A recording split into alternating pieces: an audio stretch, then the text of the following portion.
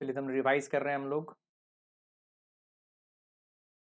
Question paper जून 2024 6 में पूछा गया 7 मार्क्स के लिए। ठीक है, सिंपल क्वेश्चन है, बहुत ज़्यादा टफ नहीं, सिंपल है।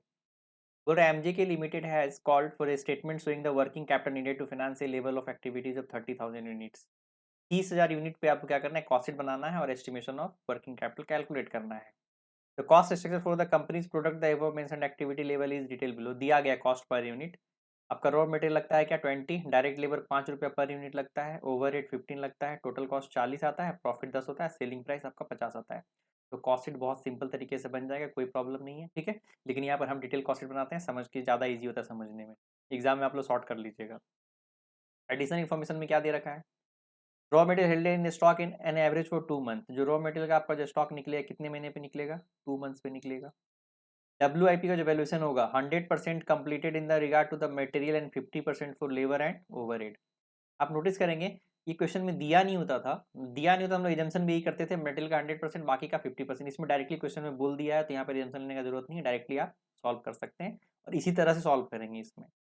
और कितने महीने का, हाफ ए मंथ का आपका क्या रहता है, स्टॉक रहता है। तो WIP का वैल्यूएशन हम लोग क्या करेंगे, मटेरियल का 100% लेंगे, लेबर का और मटेरियल ओवरहेड का 50% लेंगे और हाफ मंथ का वैल्यूएशन करके हम लोग आंसर निकाल देंगे। फिनिश गुड का वैल्यूएशन किस पे करेंगे हम लोग, 1 मंथ पे करेंगे।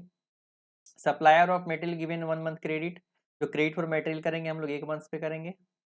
2 month credit allows to a debtor, calculation of the debtor में be made at selling price. तो आपका जो डेटर का जो वैल्यूएशन होगा किस पे होगा, 2 मंथ्स के वैल्यूएशन पे होगा। दूसरी बात, इसमें भी लोग एजम्पशन लेते थे कॉस्ट ऑफ सेल्स और लेंगे हम लोग क्या करते हैं और कॉस्ट ऑफ सेल्स पे निकालते हैं कि सेल्स प्राइस पे निकालते हैं। तो यहाँ पे डायरेक्टली बोल दिया आपको सेलिंग प्राइस पे लेना है, तो यहाँ पे एजम्पशन मानेंगे सेलिंग प्राइस पे, क्वेश्चन में डायरेक्टली बोला है तो यहाँ पे दो कंफ्यूजन क्लियर कर दिया है। ना तो WIP का आपका एजम्पशन लेना है, ना तो आपको सेल डेटर का एजम्पशन लेना, दोनों क्वेश्चन डायरेक्टली दे रखा है। मिनिमम कैश बैलेंस 25,000 दे रखा है। 30% of the production sold for cash, तो यहाँ पे इसका यूज क्या करते हैं हम लोग, डेटर का जब वैल्यूएशन करेंगे तो जो सेलिंग प्राइस है उसका 70% पे ही करेंगे, क्योंकि क्रेडिट सेल 70% ही है, 30% तो कैश में है। तो जो डेटर का जो वैल्यूएशन डेटर जो क्रिएट होता है वो क्रेडिट सेल्स पे होता है, तो क्रेडिट सेल्स निकालेंगे, पहले सेल्स का 70% ले लेंगे क्योंकि 30% तो मेरा कैश सेल्स है, और उस पर हम लोग क्या करेंगे 2 महीने का डेटर निकाल लेंगे। इट में भी assume that the production is continue even through out the year, कोई मतलब नहीं है। Prepare statement showing working capital requirement. चलिए तो पहले कॉस्ट शीट बनाते हैं, कितने यूनिट पे, 30,000 यूनिट फॉर द ईयर, साल का है महीने का नहीं है। चलिए एक कॉस्ट शीट बनाएंगे 30,000 पे। तो cost sheet, direct material, labour, expense, prime cost, factory overhead करेंगे फैक्ट्री कॉस्ट, एडमिनिस्ट्रेशन ओवरहेड करेंगे तो cost of production, finished good add less करेंगे तो cost of good sold, office और सेलिंग जोड़ेंगे तो cost of sales, profit add करेंगे तो सेल्स। क्लियर है, क्वेश्चन में सब कुछ डायरेक्टली दे रखा है। कितने पे, 30,000 यूनिट पे, तो 30,000 यूनिट पे मटेरियल 20 रुपया दे रखा है, लेबर 5 रुपया, ठीक है, फैक्ट्री ओवरहेड 15 दे रखा है और बाकी प्रॉफिट 10 रुपया दे रखा है और ये 50 रुपया दे रखा है।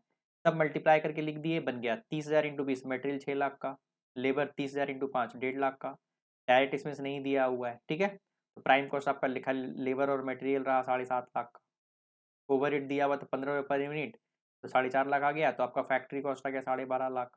एडमिनिस्ट्रेशन ओवरहेड नहीं दिया हुआ है तो आपका कॉस्ट ऑफ प्रोडक्शन आ गया 12 लाख। फिनिश जुड़ा कोई जिक्र नहीं किया गया है तो हम लोग क्या करेंगे, तो आपका कॉस्ट ऑफ गुड सोल्ड भी यही हो गया। ऑफिस एक्सपेंसेस और सेलिंग एक्सपेंसेस नहीं दिया गया है तो आपका कॉस्ट ऑफ सेल्स भी यही हो गया। चलिए बाकी सेलिंग प्राइस दिया हुआ था आपका 30,000 इंटू 50 15 लाख, तो आपका बैलेंसिंग फिगर प्रॉफिट आता, लेकिन यहाँ पे डायरेक्टली ये भी आपको डायरेक्टली दे रखा है 30,000 इंटू 10 3 लाख। अगर नहीं दिया होता तो ये क्या होता है, बैलेंसिंग फिगर में कैलकुलेट करते थे हम लोग, यहाँ पे नहीं करना है, आपको डायरेक्टली क्वेश्चन में दिया हुआ है। तो कॉस्ट शीट बहुत ईजी तरीके से बन गया, कोई प्रॉब्लम नहीं है।